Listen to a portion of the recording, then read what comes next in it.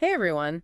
If you're listening to this, I bet you're as fascinated as I am by how AI can be used to help make the world a better place, especially when it comes to the environment. And today, we're going to do a deep dive into a project that really blew my mind when I first read about it. It's called Sparrow. Yeah, Sparrow is pretty amazing. It uses AI to help researchers tackle biodiversity loss, which is like a huge problem. It's a really critical moment for biodiversity. hmm You know, we've seen such a drastic decline in wildlife populations, and the traditional ways of monitoring and protecting those species are just not keeping up. Yeah, I was reading that the WWF found a 70% decline in monitored species since 1970. Like, that's a crazy number. It's kind of a scary number. It really makes you realize how urgent this is. We need new solutions like right now. So tell me, what is Sparrow and how is it changing the game? Well, Sparrow is a project from Microsoft's AI for Good lab, and they've developed this AI-powered tool that's helping researchers get a much clearer picture of what's happening with biodiversity, especially in those really hard-to-reach areas that have always been tough to study. Oh, so you're talking about like the remote rainforests, the vast deserts, like the places where it's difficult and sometimes even dangerous to send researchers. Exactly. Ah, Imagine trying to collect data on a rare bird species deep in the Amazon rainforest. Traditionally, you'd need teams of researchers going through dense jungle, setting up camera traps, collecting samples, and then hauling all that data back to a lab for analysis. mm. It's just a very time-consuming, expensive, and often risky process. Yeah, it makes sense that that limits how much data we can collect and how quickly we can respond to threats. So how does Sparrow change that? Well, it cuts out all those logistical hurdles. It's a self-contained solar-powered device packed with all kinds of sensors, cameras, microphones, environmental detectors, and it can operate completely autonomously, even in the most remote locations. So it's like a high-tech field researcher working 24/7 no matter what the weather's like. Yeah, that's a great way to put it. But here's the best part. Sparrow doesn't just collect the data, it analyzes it right there on site using this platform called PyTorch Wildlife. Okay, I have to admit, I'm not a data scientist, so can you explain what PyTorch Wildlife is and why it's important here? Sure. It's basically a toolbox that's been specifically designed for analyzing wildlife data. Researchers train AI models within PyTorch Wildlife by feeding them tons of examples like images of animals or recordings of their sounds. So the AI is learning to recognize patterns and identify different species, just like a human expert would, but much faster and on a much larger scale. Exactly. And once it's processed all that data, Sparrow transmits it via satellite directly to researchers anywhere in the world. Wow. No more waiting for weeks or months to get data back from the field, so researchers can react to threats in real time. Maybe even prevent a species from disappearing before it's too late. It really is all about getting the right information to the right people at the right time. And that's something Sparrow is really good at. But it's not just about speed and efficiency, it's about access. Remember, traditional methods of data collection are very expensive. Oh, yeah. You need the specialized equipment, the trained personnel, the permits travel costs. It adds up fast. Exactly. But with Sparrow, the cost of data collection drops significantly, meaning more researchers, conservation groups, even local communities can get involved in biodiversity monitoring. So it's not just a technological breakthrough, it's actually democratizing access to crucial data and empowering more people to be part of the solution. Yeah, that's a great way to think about it. And that's why the fact that Microsoft made Sparrow open source is such a big deal. Okay, you keep mentioning open source, and Right. I get that it's a big deal, but for those of us who aren't like super techie, can you explain what that means in this context? Sure. Open source just means that the technology behind Sparrow is freely available for anyone to use, modify, and improve. Like imagine giving away the recipe for an amazing cake. Everyone can benefit and add their own little twist. So instead of keeping this groundbreaking technology secret, they're putting it out there for the whole world to use and build upon? Exactly. Imagine researchers in different parts of the world adapting Sparrow to monitor their local ecosystems. Tailoring it to track specific species or even adding new sensors to collect different types of data. So it's not just a single tool. It's really a platform for innovation, a catalyst for a global community of researchers and conservationists to work together. That's where the real power of Sparrow lies. It's about connecting people to nature, fostering a sense of stewardship, and empowering individuals to make a difference. I love that. It's like giving the planet its own nervous system, a way to sense and respond to changes, and everyone can be a part of it. But, with all this talk about data collection and analysis, I'm curious about the actual insights Sparrow is generating. Well, We've only just scratched the surface of what's possible with Sparrow, but there are already some really fascinating real-world applications emerging. One great example is Project Guacamaya. Project Guacamaya, okay, what's that all about? It's a perfect example of Sparrow in action. It's this partnership between universities and research institutes and Microsoft. They're focused on the Amazon region. Hmm. And, the Amazon's facing those huge threats from deforestation and biodiversity loss. And Project Guacamaya is using Sparrow to monitor those threats in real time. So it's like they're giving the Amazon a high-tech checkup, using Sparrow to keep an eye on things. What kind of data are they collecting? Well, Sparrow has all these different sensors that can capture tons of information about the rainforest. They have camera traps that are triggered by motion or heat to capture images of animals going by. Oh, so like those wildlife cameras you see in nature documentaries. But instead of like a film crew waiting forever to get the perfect shot, Sparrow's constantly on the lookout. Right, and these cameras aren't just taking random pictures. The AI is actually analyzing the images, identifying the species, even tracking individual animals over time. Wow, so it's not just collecting data, it's already starting to understand what it's seeing. What about the sounds in the rainforest? Can it pick those up too? Oh yeah. In addition to the cameras, Sparrow has acoustic monitors that are recording the sounds of the rainforest.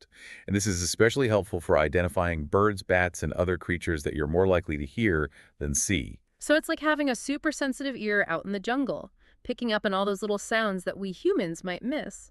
But how do they make sense of all those chirps and croaks and howls? That's where the AI magic really comes in. Remember that PyTorch wildlife platform? Right, the AI toolbox that's trained to recognize all the different sounds. So is it actually identifying species just from their calls? It is. Researchers have trained the AI models with huge data sets of animal sounds. So the AI can now tell the difference between a scarlet macaw's call and a blue and gold macaw's call. It can even identify different types of frog calls. That's insane. It's like having a whole team of expert naturalists in that one little device. But I imagine the environment itself plays a big role in understanding what lives there, right? Absolutely. That's why Sparrow also has these environmental sensors that collect information on things like temperature, humidity, and even air quality. So it's not just looking and listening, it's getting a feel for the overall health of the ecosystem. How does all that data help paint a bigger picture? Well, by combining all that data from the cameras, the microphones, and the environmental sensors, researchers can get a much deeper understanding of how different species are interacting with each other and their surroundings. And they can see how changes in the environment, like deforestation or temperature changes, are impacting animal behavior and populations. So it's like having this high-resolution, multi-sensory view of the rainforest. And all that data is being sent in real time thanks to those satellite connections. That's got to be a game changer. It really is. I mean, traditionally, researchers would have to physically go and retrieve data from those camera traps and microphones, which could take months. But with Sparrow, they're getting the data almost instantly, which means they can react to threats so much faster. I can see how that'd be super important for things like poaching or illegal logging. But besides reacting to those immediate threats, how are they using this data to protect the Amazon long term? The data from Sparrow is helping researchers identify areas with a lot of biodiversity that need to be protected. It's helping them track the movements of endangered species so they can better understand their needs. And it's helping them see how climate change is impacting the whole rainforest ecosystem. It's like having a finger on the pulse of the Amazon, constantly checking its health. But what really stands out to me is that it's not just about the technology itself, it's about how it empowers people. Oh, for sure. Because Sparrow is open source. This technology isn't just limited to a small group of scientists. Right. Anyone can use Modify and share the technology. How is that playing out with Project Guacamaya? They're not just putting Sparrow devices out there, they're also working really closely with local communities. They're training them on how to use the technology, Hmm. to understand the data, to become active participants in the conservation efforts. So they're helping local communities become the guardians of their own environment. I love that. It's a win-win situation. Mhm. Local communities bring their knowledge of the rainforest and their cultural connection to the land.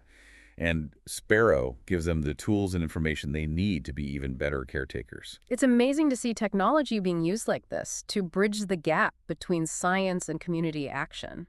It's all about recognizing that we're all connected to nature, and we all have a role to play in protecting it. And with tools like Sparrow, we can actually be much more effective. You know, we've been talking a lot about Project Guacamaya, which is focused on the Amazon rainforest. Are there other examples of Sparrow being used in different parts of the world? Oh yeah, Sparrow is being used to monitor orangutan populations in Indonesia. to study the cloud forests in Costa Rica, Mm. and even to track the recovery of wildlife after those wildfires in Australia. Wow, so it's a global initiative with applications for all kinds of ecosystems and conservation challenges. But before we get carried away with all the amazing things Sparrow is doing around the world, let's zoom back in and take a closer look at how this technology actually works. All right, so we've talked about all the amazing things Sparrow can do, but let's get into the nitty-gritty here. How does it actually work? What's going on inside this little box? Well, let's imagine a sparrow unit out in the field, perched up high in a rainforest canopy, soaking up the sun with its solar panels. That's how it gets its power. It's totally off the grid. Oh, so it's completely self-sufficient. No need to worry about swapping out batteries or running power lines to the middle of nowhere. Pretty smart for those remote locations, but how does it actually see and hear the wildlife? It's got this whole set of sensors that work together. The camera traps we talked about, they capture still images when they detect movement. But here's where it gets really cool. The AI can actually tell the difference between different types of movement. So it's not just snapping a photo every time the wind blows a leaf around. Nope. It's smart enough to recognize the patterns of movement that animals make, like a bird taking off or a jaguar moving through the bushes. That's pretty amazing programming, so it must save a ton of useless images. But what about the sounds? How does it pick up on all those animal calls when it's so noisy? That's where those acoustic monitors come in. They're always recording the sounds, and then the AI filters through all that noise to find specific animal calls. Wait a second, so it can actually tell what animal is making the sound just from the call? Yeah, remember PyTorch Wildlife and all those animal sound data sets? That's how researchers train the AI to recognize all those unique sounds different species make. It's like Shazam for the rainforest. You point Sparrow at a sound and it tells you what animal is making it amazing. But sounds and pictures are only part of it, right? You mentioned environmental sensors too. What do those do? The environmental sensors are collecting really important information about the surrounding habitat. Things like temperature, humidity, rainfall, even the air quality. All of that data helps researchers figure out how changes in the environment might be affecting the animals living there. So it's not just about what animals are there, it's about understanding how they're interacting with the whole environment around them. Right. It's about connecting all the different types of data to get a complete picture of the ecosystem. Okay, so all this data is coming in from the cameras, microphones, and environmental sensors. What happens next? How does it get from the jungle to the researchers? Well, that's where that satellite communication comes in. Sparrow has a satellite modem that beams all that processed data straight to the cloud. So no more hiking through the wilderness to collect data from those camera traps. This means researchers are getting information about what's happening in the rainforest almost immediately. That's got to be a game changer. How does this data actually help, though? What kind of impact is Sparrow having? Well, one of the biggest things is that it's helping researchers make better decisions about how to protect these areas. Yeah. For example, the data from Sparrow can be used to figure out which habitats need protection or to track where endangered species are moving so we can figure out what they need. So it's like giving conservationists this powerful new tool to understand and protect the natural world. Exactly. And because Sparrow's open source, this technology is available to a lot more people and organizations than ever before. Yeah, we talked about how anyone can use, modify, and share it. Imagine local communities using Sparrow to watch over their own forests, to see how climate change is affecting things, or even to see if there's any illegal logging or poaching going on. That's what it's all about, giving everyone the tools to become caretakers of the environment. It's really inspiring to see how we can use technology to protect the planet. It really feels like Sparrow is a great example of that. It really is. And thank you for joining us on this deep dive into the world of Sparrow. It's been a pleasure learning about all of this with you. I hope everyone listening is as excited about this technology as we are. It's amazing to see how human ingenuity can help us protect our planet. Absolutely. Until next time, keep learning and exploring, everyone.